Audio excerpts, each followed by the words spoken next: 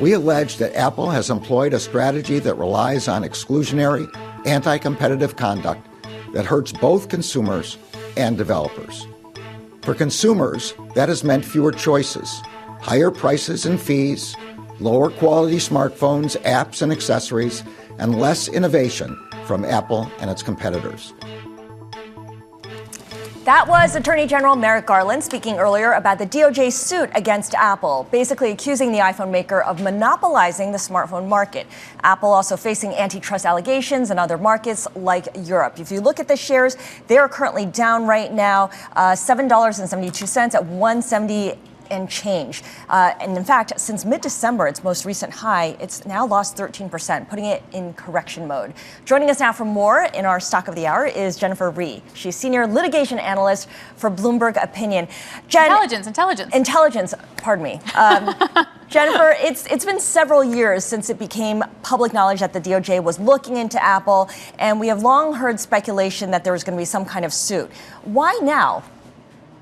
Well, we knew a few years ago that the DOJ had opened investigations into Google and Apple. And I think really what happened here is that it just focused on Google first. I mean, we know right now there are 2 pending DOJ monopolization suits against Google. It takes a lot of time and resources to develop those suits and bring those suits and then litigate them. And I think they really did want to eventually get to Apple. And I think that they needed to do it now because obviously we have an election coming up and it's possible there could be an administration change.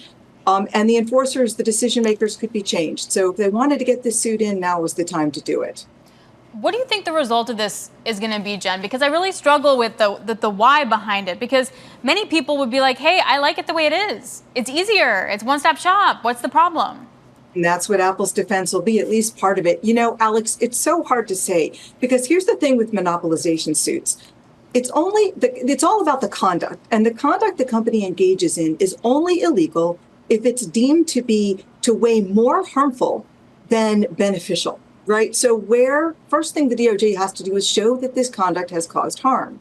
But the next thing is Apple can defend it by saying, look, this conduct might have caused a little bit of harm, but we have pro-competitive, legitimate business justifications for our conduct. And I actually think they have some good ones, by the way.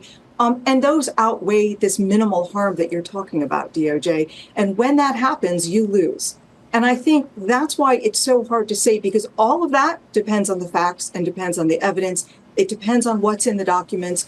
And when Apple, let's say, engaged in certain policies and conduct and rules that the DOJ is talking about, what was the intent behind those and why did they? Right. So it's in the eye of the beholder, certainly. Jen, what kind of remedies are the DOJ and the states seeking?